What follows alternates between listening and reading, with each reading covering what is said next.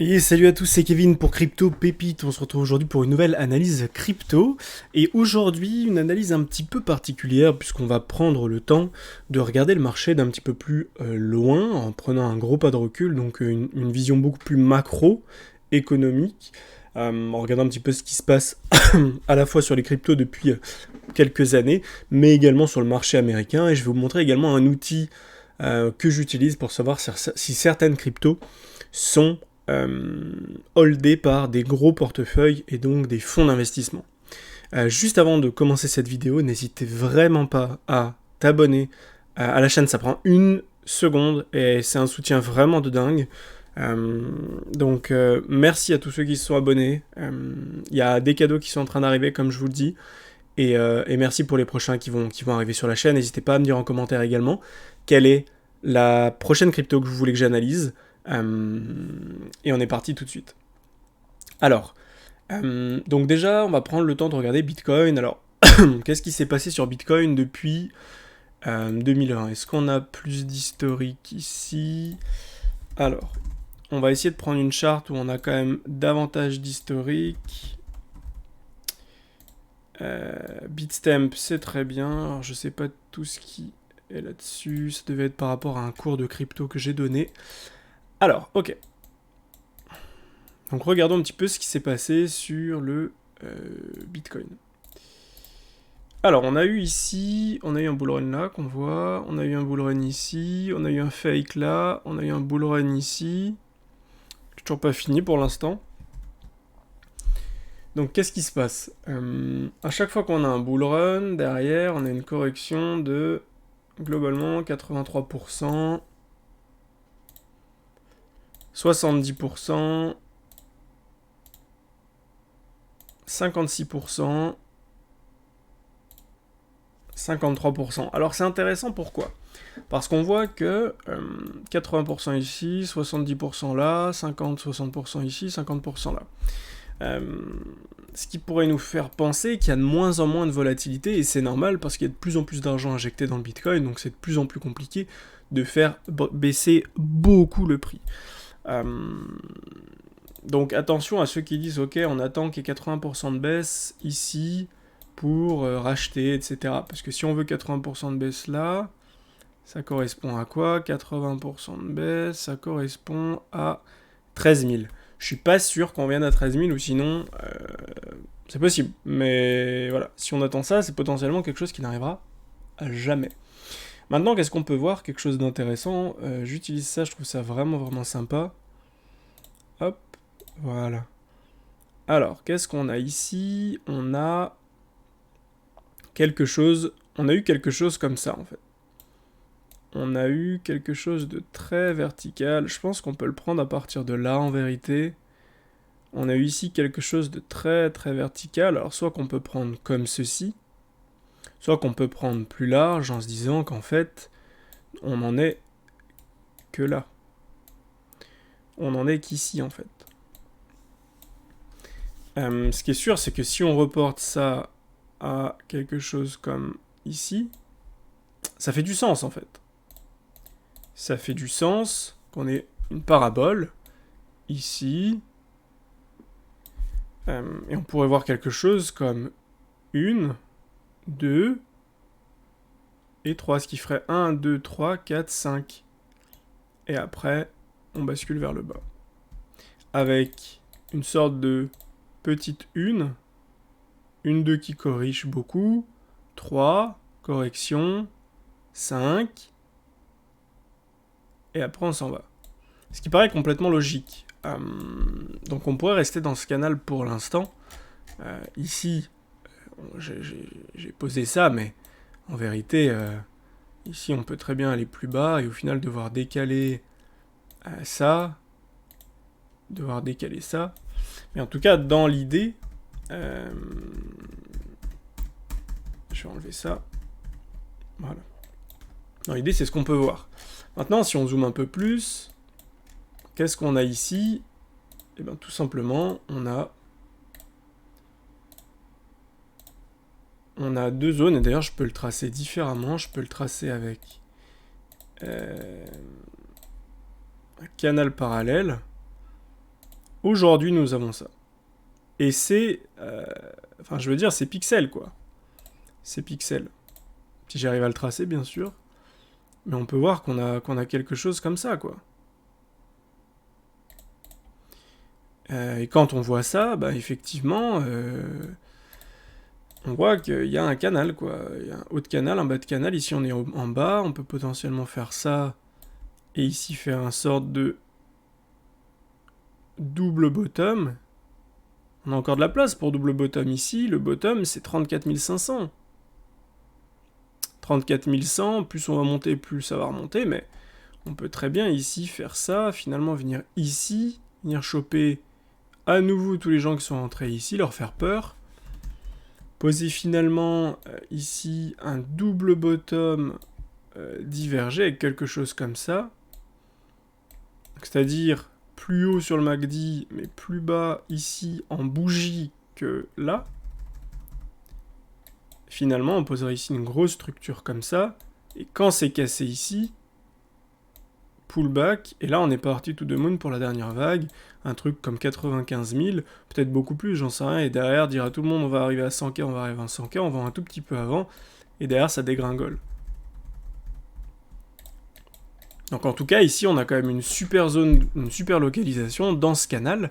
Donc pour les gens qui veulent investir, c'est une très bonne zone d'investissement ici, en se disant, j'investis dans le canal, en bas de canal ici. Si jamais on en sort, je mets un stop juste en dessous, et j'investis par là. Si on n'y vient jamais, vous aurez d'autres occasions. Par exemple, le fait de casser ce point-là, ça nous annoncera ici quelque chose comme ça. On cassera cette ligne de coup. Pullback. Ici, vous pouvez acheter avec un stop un peu en dessous. On est parti. Mais à l'heure actuelle, le plus probable, c'est de revenir en bas de canal. Revenir en bas de canal, pourquoi ? Parce qu'ici, on a rien en fait. On a un MACD qui fait ça, on a un cours qui fait ça. Donc pas de divergence. Donc potentiellement, ce qu'on peut attendre, c'est une petite divergence ici, où on vient clôturer vraiment en bas de canal.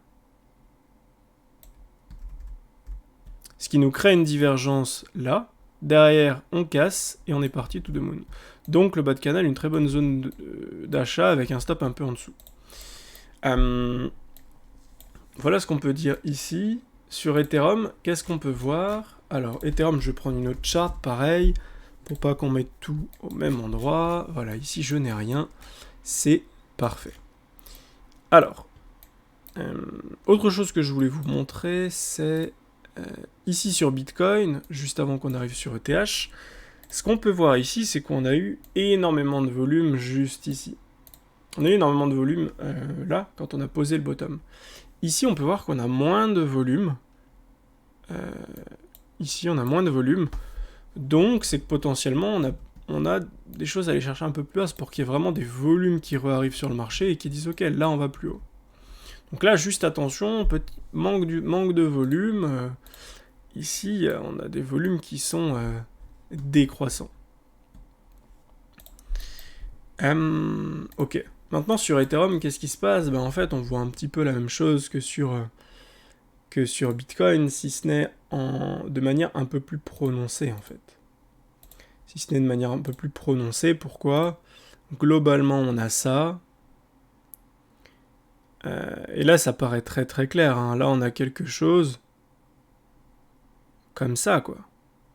Alors, je vais essayer de le tracer correctement. Voilà.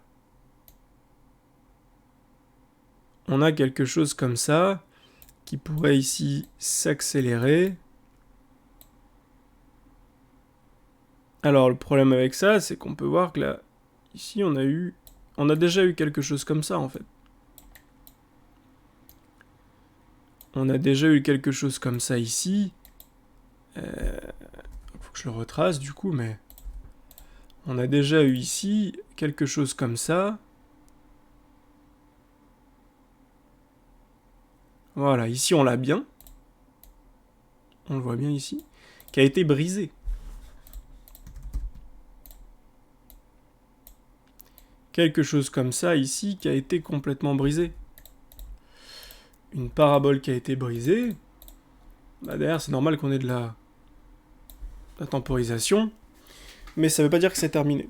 Donc encore une fois, prudence. Qu'est-ce qu'on peut voir ici? La même chose.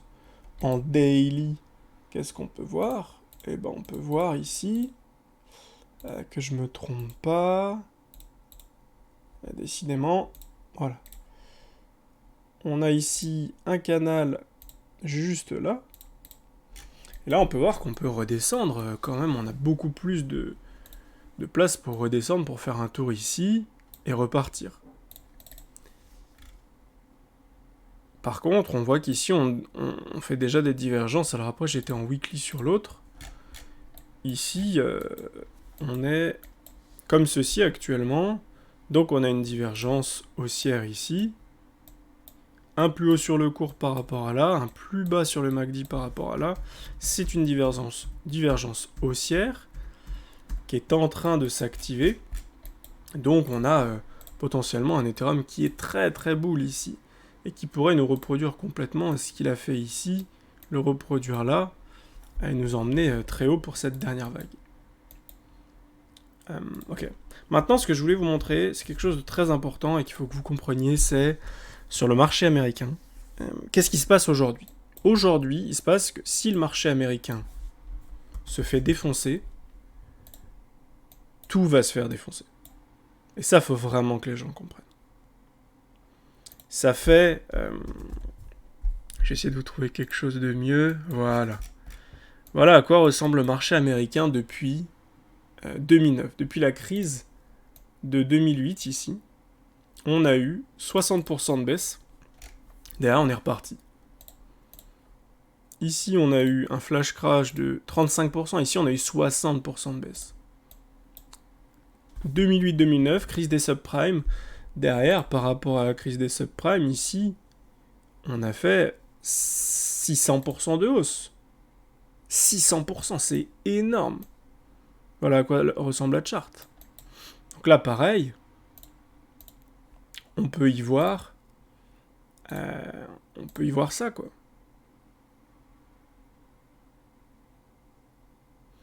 On peut vraiment y voir ça.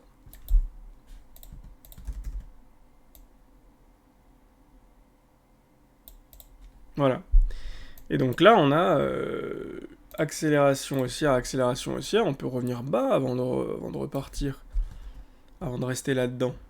On peut avoir des flash crash comme celui-ci, avec quelque chose d'immonde comme ça, finalement tout est racheté, et après on repart en haut. Mais, encore une fois, pour vous dire qu'il y a la place pour faire des moins 15% encore, c'est possible. Enfin, ce que je voulais vous montrer ici, c'est Apple. Qu'est-ce qui s'est passé sur Apple? Alors, moins macro, plus pour vous donner une indication ici, qui est importante. Faut pas être trop pressé. Pourquoi? Aujourd'hui, on a quelque chose comme ça, globalement. Mais au-delà de ça, qu'est-ce qu'on peut voir ici? Alors, je vais vous le tracer maintenant pour que vous ayez l'info. On avait les 0,382 ici. Donc 0,382 sur ce point, qui a été défoncé. On a pullback au-dessus. Finalement, on a enfoncé, on a clôturé la journée plus bas que notre dernière mèche basse. Donc là, ce qui nous annonce un retracement, il n'y a pas de divergence ici en daily court terme. Donc là, on devrait aller plus bas. Aujourd'hui, le marché américain est fermé, donc il ne se passe pas grand-chose, et d'ailleurs sur le Bitcoin, il ne se passe rien. Sur les autres cryptos, il ne se passe pas grand-chose. Mais attention, ça fait extrêmement peur. Ça me fait extrêmement peur.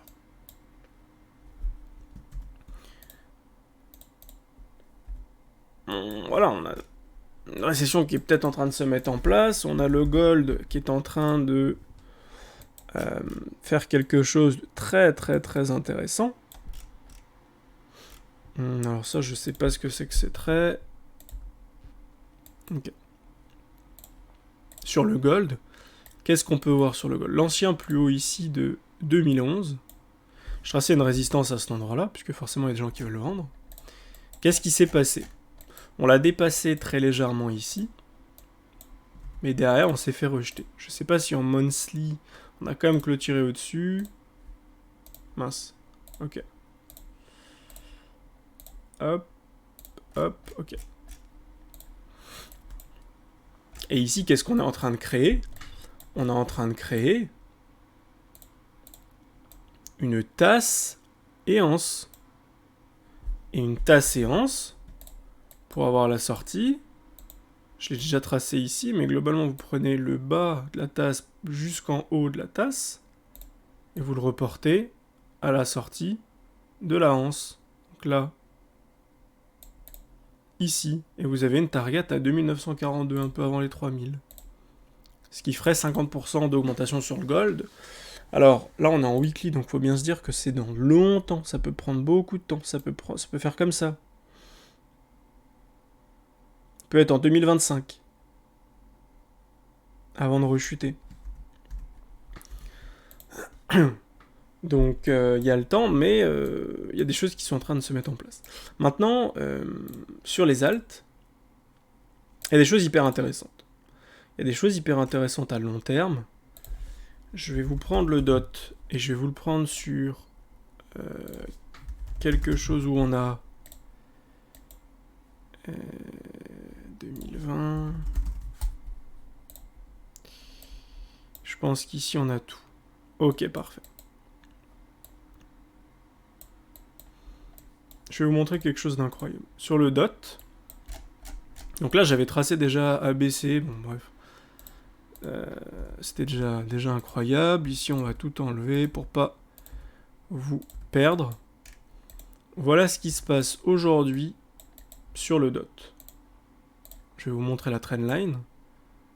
On va prendre le plus bas ici. On va pas le prendre d'ici par contre, sinon c'est de la merde. On va le prendre ici. Voilà ce qui se passe aujourd'hui avec cette trendline. Cette trendline aujourd'hui, qui est depuis 2020, a été touchée en 2021. On est en plein dessus ici. Donc il y a deux choses à voir ici. Pas de divergence en weekly. Le cours est plus haut, le MACD est plus haut.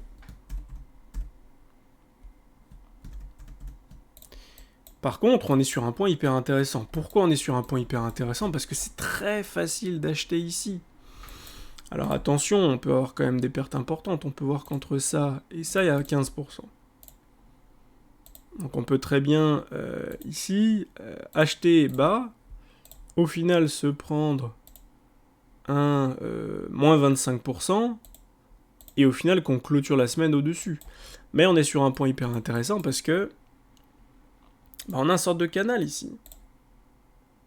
Alors, je sais pas si on peut bien le tracer, ce canal. S'il va être très très droit, mais... Bon bah écoutez, il est parfaitement droit. Donc on va le tracer.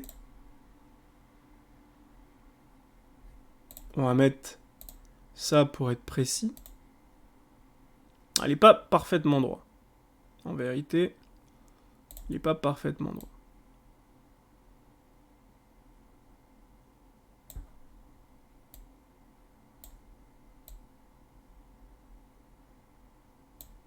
Donc globalement, voilà, avec ça c'est un peu la merde. Globalement, on a quelque chose comme ça. Voilà. Là, on a un canal. Une hausse, une baisse, une hausse, une baisse. On attend une hausse ici. Vers les globalement 60 $. Pour rester dans ce canal. Mais il faut tenir, il faut maintenir ses creux. En weekly. Donc là, qu'est-ce qu'on pourrait avoir ici? On pourrait créer une grosse divergence. On pourrait créer une divergence ici. On voit qu'on est à deux doigts de recrosser bullish, mais qu'on pourrait quand même, finalement, si on fait des petites mèches, des petites bougies comme ça, venir un peu plus bas ici, pour réintégrer. Ça, c'est possible, un petit fake out vers le bas. Donc c'est un point très intéressant pour les investisseurs ici, les 18 $, 17-18 $, vous voyez que potentiellement on n'y revient jamais en fait. Ou dans très très longtemps. On s'est déjà tapé 75% de baisse, ici on est à 67% de baisse. Ici on s'est tapé 80% de baisse, 75% de baisse. Donc ici c'est quand même très intéressant, le dot est très intéressant. Et quand on voit le XTZ, pareil. XTZ, pareil, hyper intéressant le XTZ. On va se mettre en weekly. Je pourrais peut-être me mettre même comme ça pour que vous voyez plus. Là, qu'est-ce qu'on voit? On voit quelque chose comme ça ici. Globalement, alors, je sais pas si je peux tracer peut-être une curve ici. Alors, la curve semble compliquée, mais en tout cas, on a quelque chose comme ça, quoi. Et donc, donc ici, on a des points qui sont touchés tout pile. On a des points qui sont touchés tout pile. Alors là, je suis en bougie. Si on se met en mèche, effectivement, on a des mèches plus basses qui représentent, je sais pas combien ça représente en termes de pourcentage. Ça doit représenter quand même pas mal, des mèches à 20% hein, dans la semaine. Donc c'est les journées noires. 25%, 20%, 15%, 10%. Donc on voit pareil, la volatilité est en train de se réduire. Par rapport à ce point jusqu'en bas, 27%. Cette zone à cette zone, 20%.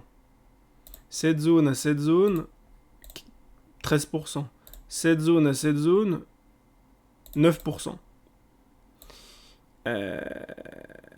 Donc, on a des choses hyper intéressantes. Bon point d'achat ici, un stop un peu en dessous. Là, ça vous permet d'avoir un super risque-reward. Vous avez 10-15% de perte pour potentiellement ici 200% de gain ou plus si on fait un ATH. Même si les premières zones de profit seront, on aura celle-ci en TP pas 1 mais TP 2. La zone 1, ce sera celle-ci, zone des 0,382. Ici, en TP 1. Ensuite, qu'est-ce qu'on aura? On aura ici TP2, TP3. Même si en réalité, on devrait plutôt ici le tracer comme ceci. Tac, tac. Plutôt par là. Plutôt vers les 15,50$. Et on a également ce point ici qui peut être intéressant. Les 10$. Donc imaginez ça, maintenant, pas besoin d'être pressé, pas besoin de mettre forcément beaucoup de levier, voire pas du tout. Ici, vous laissez vos ordres par ici, ou vous achetez dans le coin. Il y a de grandes chances qu'un jour on revienne là, puis là, et si on fait un nouvel ATH que je pense très fortement sur Tezos, de venir au minimum aux 10,60$, voire toucher les 15$, ou si jamais on a une explosion, pourquoi pas dépasser les 20$. Et là, par rapport à aujourd'hui, eh ben, un nouvel ATH, c'est rapidement 400%. Minimum 235, 400%, voire 600% de hausse. Donc beaucoup de choses à vous dire dans cette vidéo en vérité, même si peu vont la regarder jusqu'au bout. Ce qui est très important ici, c'est de comprendre deux choses. C'est qu'on n'est pas à l'abri de se prendre une claque sur le marché, et de se prendre potentiellement moins 13, moins 16, peut-être même d'aller un peu en dessous. Mais de venir ici déjà faire un moins 15%, sur les alts ici, c'est moins 25% en mèche. Moins 20% en mèche. Ça c'est possible, donc si vous prenez des leviers trop forts, vous risquez de vous faire défoncer. Et le problème derrière, c'est que si vous faites défoncer, que vous faites liquider ici, derrière, si on part très fort, vous allez rater le train, vous n'aurez plus de liquidité. Donc essayez de la jouer un peu plus long terme, en vous disant qu'en fait, si jamais vous achetez ici, avec un levier faible, pas de levier ou levier x2 par exemple, ce qui fait qu'il faudrait faire un moins 50%, il faudrait descendre ici pour être liquidé. Honnêtement, très peu de chances de le faire. Imaginons, on vient faire un nouvel ATH, on prend 238% minimum, voire 400%, même plus. Est-ce que ça vaut pas le coup d'acheter ici en spot? Si vous avez ici zone de rechargement, qu'on vient là, qu'on fait des W, à la cassure, vous pouvez les reprendre avec des leviers peut-être un peu plus forts, enfin bref, à vous de gérer, mais ça peut être intéressant. Enfin, pour terminer cette vidéo, je voulais vous présenter Messari. Messari.io, hyper intéressant. Pourquoi? Pour savoir si il y a des gros du marché qui investissent dans les cryptos que je vous présente. Donc vous allez sur la crypto en question, Tezos pour le coup, profil, investisseur, et ici, vous pouvez voir quelles sont les personnes, enfin les groupements de personnes qui investissent dans le Tezos. Là déjà on peut voir qu'on a une personne, un individu, qui investit. Donc vous pouvez faire vos recherches, vous pouvez lire un petit peu, voir ce que ça donne. CoinShares, donc elle est Chief Strategy Officer de CoinShares, elle a investi, on peut voir tous ses investissements, elle a investi dans Algo, Babylon Finance, Encheck. Alors voilà, on peut voir pas mal d'investissements, plutôt des cryptos pas connus, ici.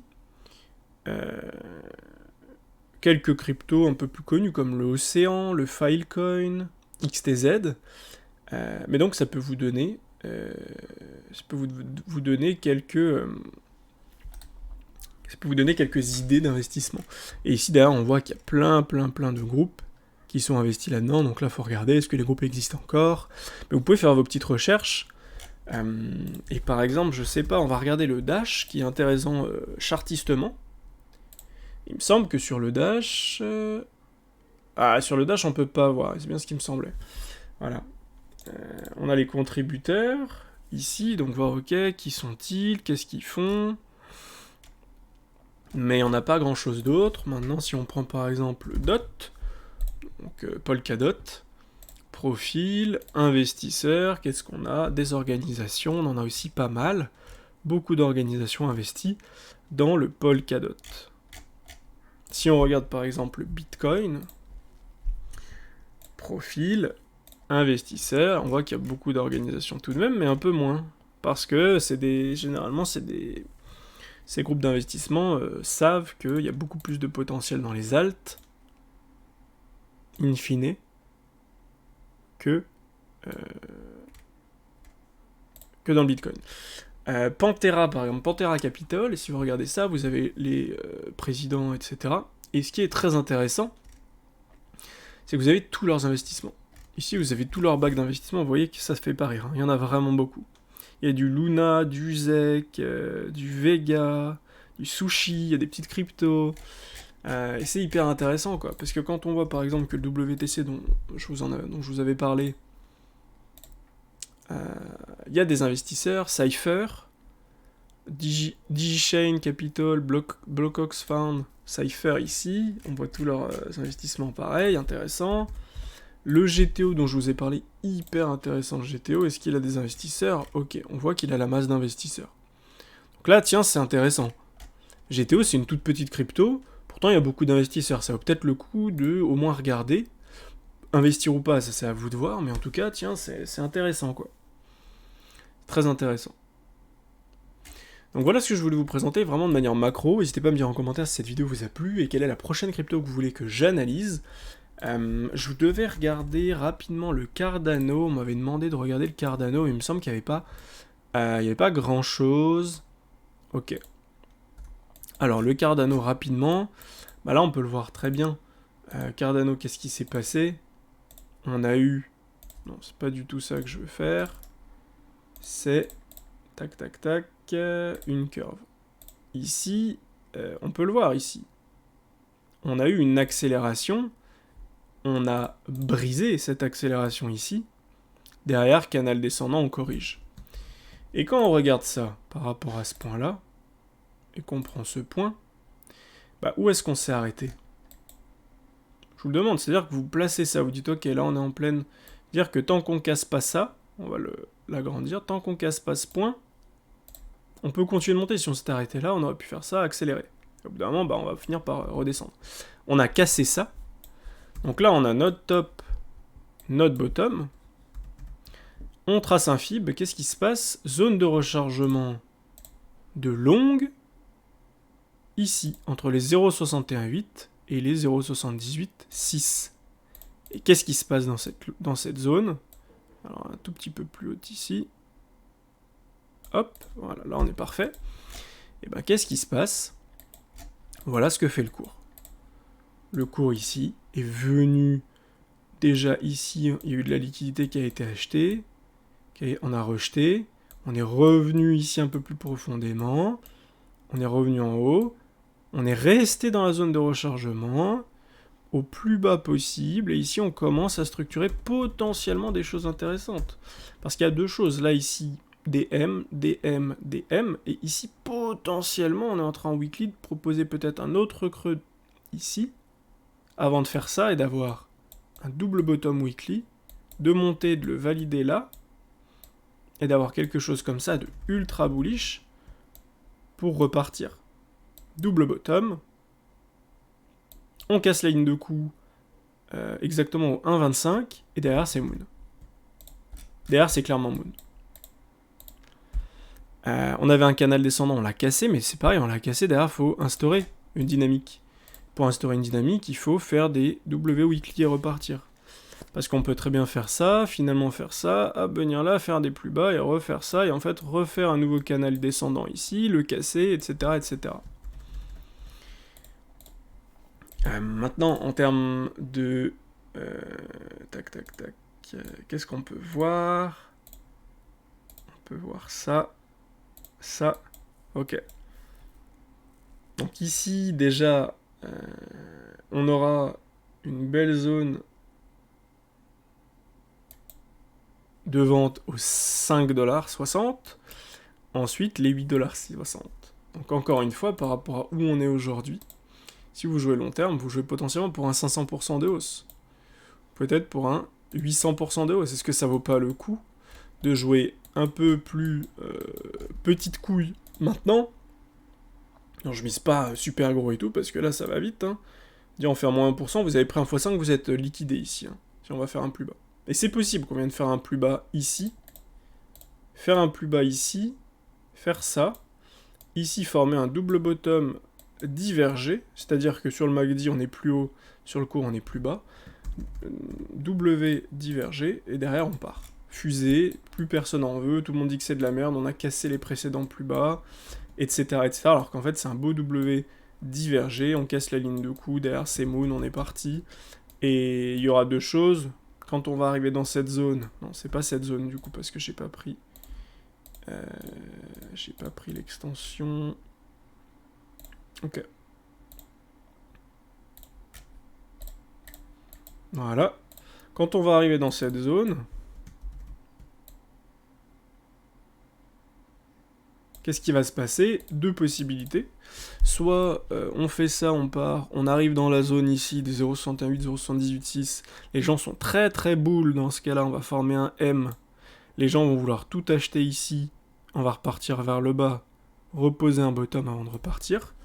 Soit on va arriver ici, les gens seront toujours pas dans le train, on aura encore la place pour pousser, et dans ce cas-là, nouvelle ATH, on va exploser, on se rapproche des 5$, et là, on peut prendre énormément de jus. Mais ce sera à voir à ce moment-là, mais en tout cas, il y a quand même de la place pour faire des très très belles choses ici. Donc voilà, c'est tout pour moi, la vidéo est plutôt longue, mais je voulais vous faire un point vraiment macro. Je vous laisse me dire en commentaire ce que vous en avez pensé, n'hésitez pas à vous abonner et à liker, et je vous dis à la semaine prochaine. Salut, ciao ciao.